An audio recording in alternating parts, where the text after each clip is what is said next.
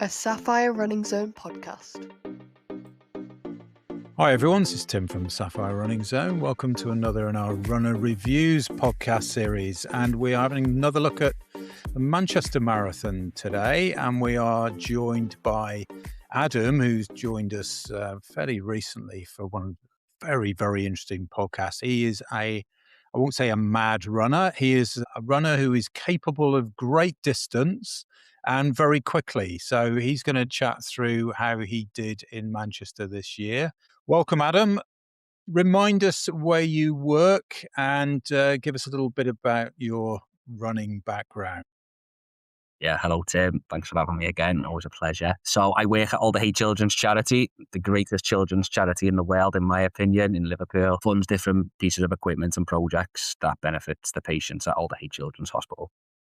And background in running, I've pretty much trained all my life in some capacity, whether it be in football in my younger years and then stopping just before I was 30 and then picked up running. Well, I've ran pretty much forever, but running properly probably around COVID time with doing some challenges and then picking up a few races before COVID, and then more recently kind of doing actual like racing marathons and actually going for the time and doing specific sessions around interval work and hill work and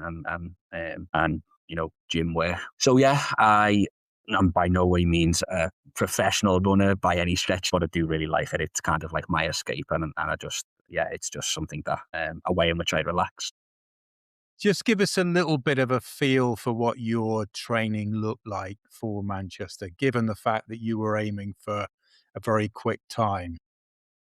Yeah, so ideally I would have liked to start, as everybody does if they're training for the spring marathon, 1st of January, get going when the new year kicks in. But I was actually on holiday in Japan.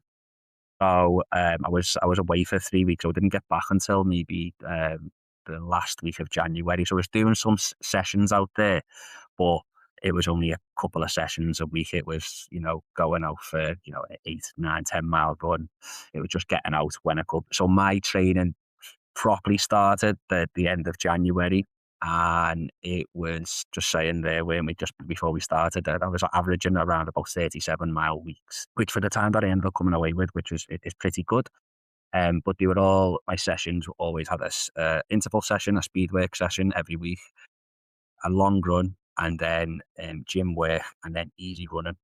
So around about 4, maybe 5 runs a week, and then once in the gym. I didn't do any rehab stuff. I should have, because I need to now, because I'm getting old, or older. Hips and my knees don't like me as much as what they used to when I was younger. But that's something that I'll take into my next training block. Is actually I do need to do some rehab stuff. I'm quite lucky because I know a few top coaches who can help me. So one of my good friends, Chris, he's got an online training app, and he puts me on these. Do you know what it's like? Mat Pilates. That's the way I've been. I've never done Pilates like in a class before, but that's the way it's been described to me, because it's all very controlled, slow movements just with your body weight, and it's so tough. I'd rather go and run a 50-mile run rather than do that, because it's so tough. But I know it benefits me, but I just find it really boring. But I know I need to do it. It's so important, isn't it, for people to think about the gym as part of their training schedule, particularly when they're looking for quicker times. I think it's a recommendation for all marathon runners, really, isn't it, to get in the gym once a week at least.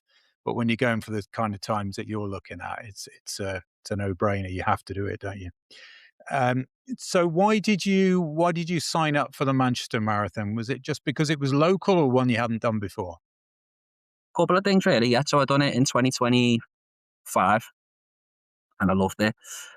Just thought it was a great course, and like you say, it's local. You don't have to travel I didn't have to travel 4 or 5 hours to get there. When I done it in 2025, I just had such a good experience from it. I wanted to do it again. For me, I like doing spring marathons. I like training in the winter. I don't know why, but I just like getting up in the morning when it's dark, and then you think that, well, no, not everybody's doing this, so then it's like kind of like that. Well, I'm doing it type thing. But overall, it's a top event, and I know that it's growing in popularity now as well, because for 2027 it's already sold out, isn't it? It is indeed, yeah. What was it like at the start then? It's one start area, isn't it? And obviously multiple waves.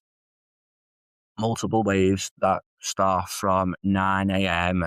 right the way through to, I think it's about 11:30. So I was quite lucky. I was in the second wave. I think it was the 10 past 9 wave time that I was in. But the parking is really, really close to the start line. So you can pre-book your parking at Old Trafford.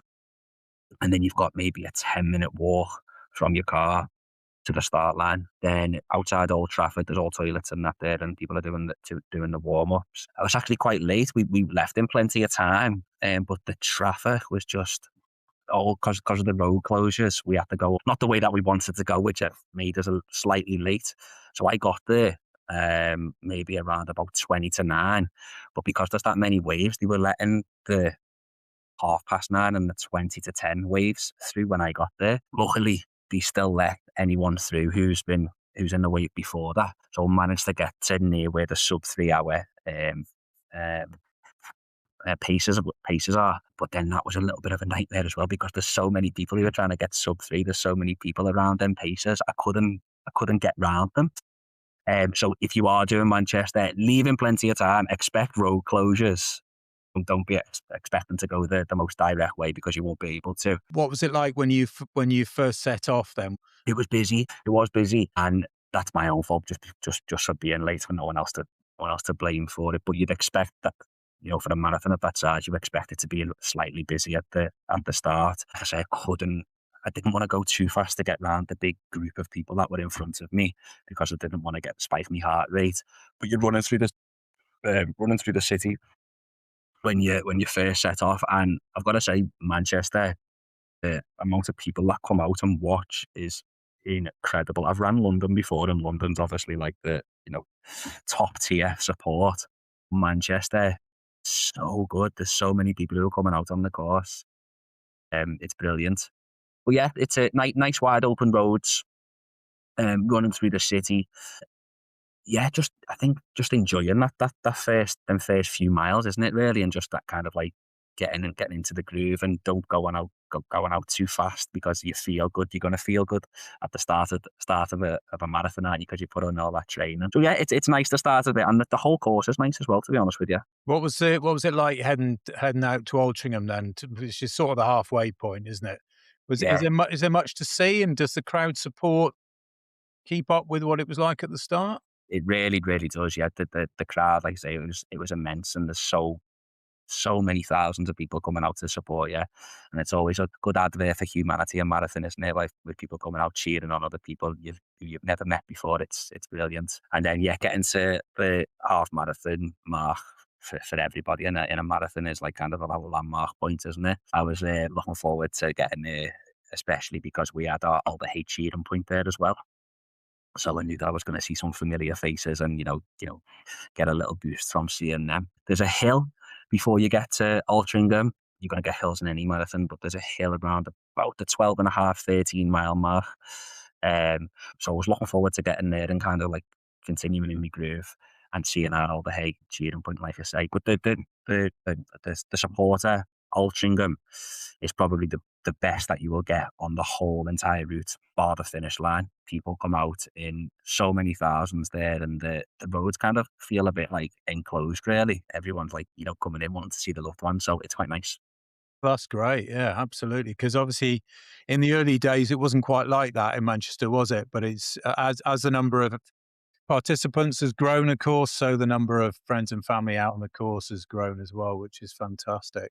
What was the second half like then? And what was it like with DJs and entertainers on the course? Actually, I do enjoy stuff like that, because it's something that if you study the course map, you know what's going to be coming up next. So it's kind of like something to look forward to. It's a little treat. Yeah, there was DJs out. There was people playing their own music. There was choirs. There was bands. The only point where I think it's kind of quiet is around about the 17, 18, 19-mile mark. And it's just, you're surrounded by some lovely houses, some lovely mansions. So you can kind of like, you know, dream a little bit like looking at them, think, oh, maybe would it be nice to have one of them? But there's not many people on the course there just because of the nature of where it is. Second half, I think it's just about kind of dialing in, really, isn't it? And just kind of and fully focusing on what you've been training for over the past 2 months. Because the crowds were so good, I felt like I was having a little bit of not of an out of body experience, but because there were so many people like who were clapping and screaming your name because it's on your bib. I was just trying to ignore everything and just being fully focused on like what I needed to do. Because if you start getting, engaging with the crowd, then your heart rate spikes and then you're looking at your watch and then you panic. I was just looking in front of me and just focusing on the road, really. Yeah, that's really interesting because obviously for most runners, that is a huge part of the race, isn't it? The interaction with people that are yelling your name, whereas you're going for a seriously quick time, and for you, that's almost a distraction, isn't it? So you're mentally trying to block that out. Yeah, yeah. So I don't listen to music when I run either. So like I can hear everything that's going on around me as well. So when they are shouting your name, but it's just yeah, like say mentally blocking it out and just I just remember I can even look back on my photos because I bought the photos and I'm just like so like focused on what it is that I'm going for. I wasn't kind of like letting any distractions get in my way. But that being said, it was amazing to have all of them people around me as well in a you know a catch-22 type thing. So let's talk a little bit about how you run a fast marathon, because for most people it's a sort of get you round approach, or if I can do it in 4.5 5 hours, that would be amazing. So when you start off, you obviously don't want to go off too quick, but you still need to go off at decent pace, obviously. How do you manage your pace? Are you really seriously focused on what your watch is telling you, or Yeah.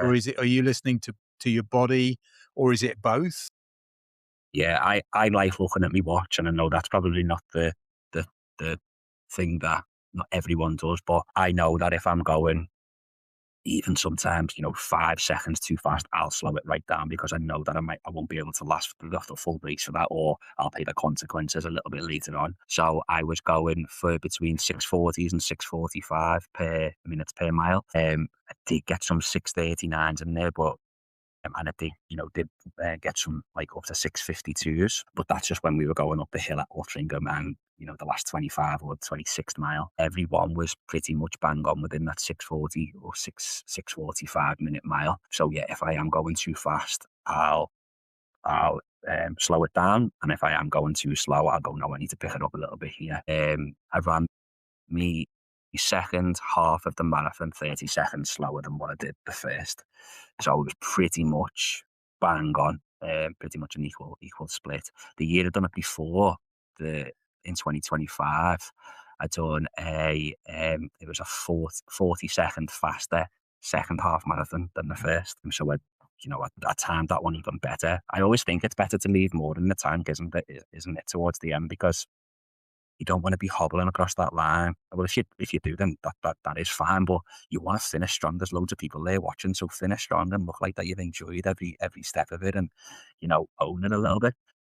Yeah, that's interesting. So in your training then, how much of your training were you running at marathon pace? Not so much at the start. It probably when I started my training at the end of January, it was more just around your interval sessions are faster than marathon pace. You're really going for it, and then marathon pace would have started around about the end of February, built within them long runs. But then every other week, I wouldn't do any marathon pace stuff. I would train purely hills. So I would go and do me 18-mile long run. Wouldn't matter about pace at all. It would be making sure that I'm getting 2,000 meters of elevation in, or 1,500 meters of elevation. And I think that complements your gym work as well then, doesn't it? With, what you're doing in the gym, you want your legs to be really, really strong. So the most that I'd ran in my training block was a 22 mile, I think it was. But that 22 miler was purely hill work. So if you were doing that on the flat, it's probably worth 28 miles or 29 miles. I did a podcast with a guy in New York not long ago, and he was aiming for a sub 3, and he was absolutely the same approach. He said the key the key to me will be the hills. Yeah, So that's the most valuable part of my training. Yes, I do track sessions, do interval stuff, he said, but it's the hills that will decide how well I do on race day.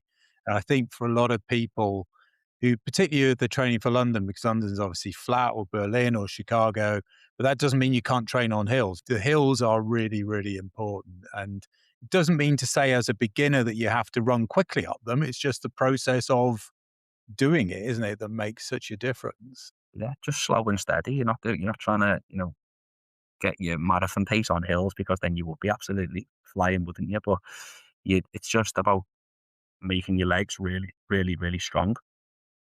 It's probably one of the best workouts in Liverpool. It's called Everton Hills, and it's literally, you can see the whole city centre from Everton, and it's just this straight road. And then off the road, they've got like side streets, and each one of them is hills, and there's 8 of them. So you build up. So you do 2 on each hill, so you've got 16 hills, and you want to build up to doing 5 on each hill and 6 on each hill. That's when you know that you're pretty much there. Then if you can do that. And what about race nutrition? How did you approach nutrition? Was it 4 gels, same gels obviously during training as on race day? How did you do it? Yeah, always the same gels that I was using with on my training and race day. Never try anything new, as the old saying goes. Night before, or a couple of days before start, looking at your carbs and kind of carb loading, and then on the day, yeah, I actually use a gel every 3.5 miles, 7 gels, and then one before as well, so 8 in total. None of them caffeine, just pure carbs, 30 grams of carbs, torque gels I use, TORQ. The flavors are really, really good. Lemon and lime, and raspberry ripple, and stuff like that. So it's nice. So yeah, every 3.5 miles, which worked out for me every about 20, 21 minutes. And I just found, like, for me, I've just hit the sweet spot, because um, I don't ever I get, obviously you get tired, but I've never felt that when I'm racing, that I couldn't go any at the pace that I've been training for. I've never hit that wall, that runner's wall, or fatigued. Obviously you feel like that at the end, because you've ran a marathon, but during, I've always felt really, really good. And I think if you can find that sweet spot with your nutrition, it does help massively, because I think it's one of them underrated tools, really, with certain runners, isn't it? Where they don't get that nutrition right. That's when we hear about people hitting the wall and not being able to finish.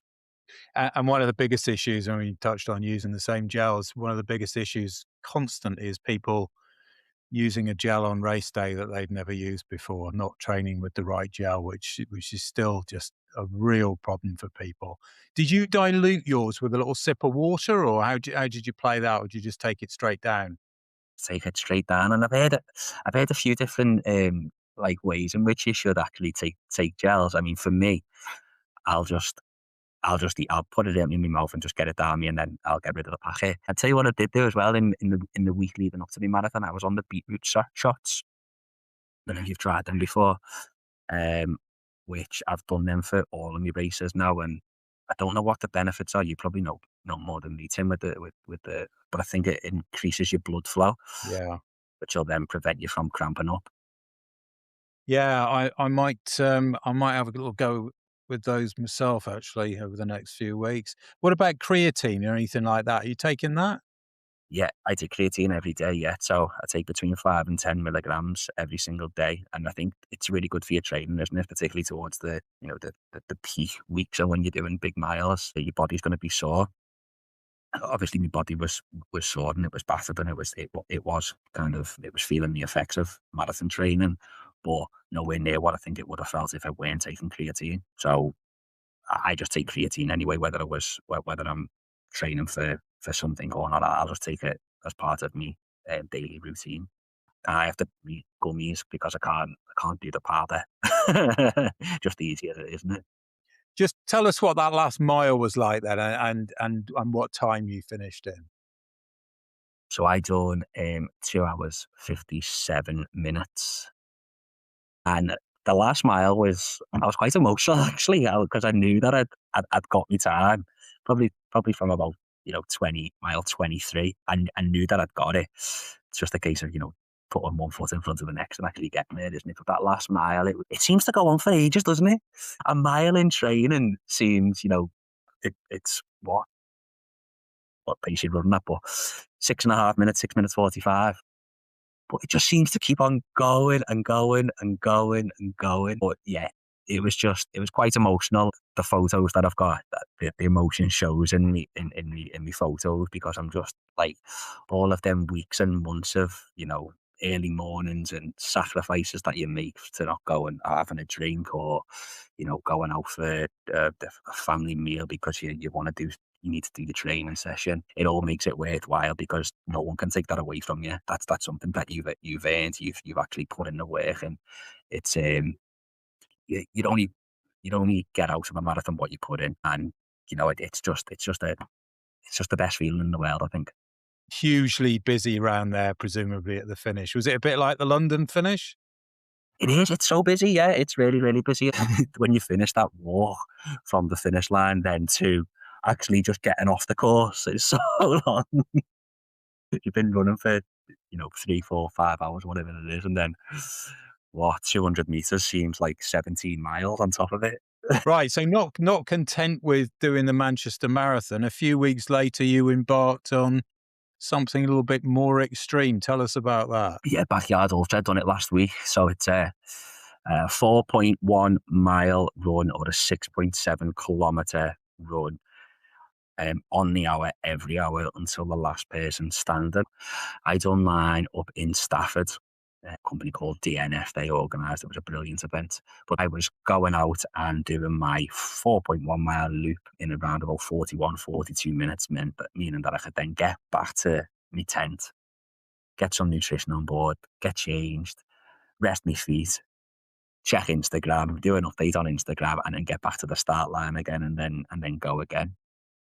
And it's just relentless, and it quite literally is until the last person standing. If a person's still going after 3 days, the event continues. If it's going after 4 days, it carries on. The winner ended up doing it in 127 miles, which is just insane. It's crazy. So he was going for, I can't work out how many hours it is, but it must have been about 36 hours at least. I done 54 miles. Fell well short of my target. For some reason, I thought I could knock out 100 miles without any specific training, but we live and we learn, and it won't stop me going for 100 miles again. But it's a cool event. It's one of them ones where it's, yeah, you've got to train for it, but it's also, you've got to train your mind. You've really got to. Because when I was doing it, I think I could have carried on if it was daylight, but as soon as night time came, I started getting into my own head. You've got your head torches on, you're doing the same lap over and over again. And I've heard some people saying that if they can get through the night and get to sunrise, then they know they're okay for at least a couple of more hours then, because they've got the daylight on the skin. So cool events. Yeah, they get the opportunity to do one, and it doesn't matter if you want to do 8 miles, if you want to do 16 miles, if you want to do a marathon, if you want to try and do 200 miles. There's so many people there doing their own personal goal, and there's only one person that can win it, remember? So if everyone was going out to win it, then it just wouldn't be fun. So there was people there just doing their own little mini goals. And tell us about the world record that you mentioned to me earlier. Oh yeah, the world record for a male doing a backyard ultra is 497 miles, which is 5 days, and the female record is 397 miles. We can only train so much for something like that. There must just be a switch where it's just kind of, you're just in like a flow zone then, and you're just not even thinking about what you're doing, and you don't even think about how tired you are. No, it's quite incredible. So what's next for you then, Adam? Next for me, I am having a few months off. I'm still going to be training, but nothing for anything specific. And then I have booked Warsaw Marathon in Poland. It'll be my first international marathon, actually, which I'm quite excited about. So yeah, going to go there with my mate, and we're going to try and get some PBs and hopefully get into London next year to get a good for age time.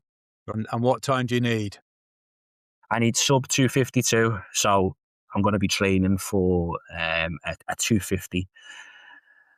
And yeah, it's going to be quite intense. I know what I need to do for this training block. I need to put in more miles. It's simple as that. I need to obviously run faster, but I need to put in more miles. Like I said, I wasn't doing 37-mile average, 37-mile weeks. So I know we need to be pushing 50, 60s and 70s to even have a chance of kind of running anything like that time. But I'm excited for the challenge. It's going to be interesting. Even if I just get a PB, I get a PB. It's all's not lost, is it? And I've run a marathon in Warsaw. So as far as you're concerned, the makeup of your sessions is right. Yeah. Like me easy run for my easy runs when I was going out like a recovery run, it was 5 or 6 miles sometimes. I know I need to up that to maybe 8, 9, 10 miles on a Monday just to get them extra miles in.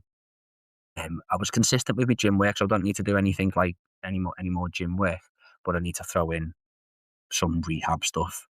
Because if I'm knocking out more miles, my body's going to take a bit more of a hit, isn't it? So I know I need to be doing that. So yeah, more miles, rehab stuff, and hopefully, fingers crossed, I get me sub 252. No, that would be fantastic. I really, really appreciate you coming on. It's been a fascinating look inside the world of a sub 3-hour marathon runner, which is not the world that most of us are in, but it's a great place to be. And I think all the principles that you've talked about apply to everybody, don't they? That's the main thing. The hills, the gym work, it's all relevant to everybody. They are, you need to be doing them intervals. You need to be doing them long runs. The biggest one for me is mindset. You need to have a positive mind. You don't want to be waking up and, oh, I've got to do this 8-mile run, or I've got to do these intervals. Enjoy it. Just reframe the way that you're looking at it. Like, you've got the ability to do it, so just go out and enjoy it. And when you're actually going into your race, believing that, do you know what? Because you will have doubts. I had doubts. Can I actually do this? But you've put in the hard work. You've put in the graft. You've put in them 12, 16, 18 weeks, whatever it is. Believing in yourself and actually knowing that, no, I am going to get me 3-hour marathon. No, I'm going to get me 4-hour marathon or 5, or whatever your goal is. Believing in yourself. Fantastic. Thanks so much for joining us, and we'll speak to you again soon. Thanks, Tim. Cheers, mate. Thanks for listening to this Sapphire Running Zone podcast. Keep checking back as we have lots more podcasts coming soon.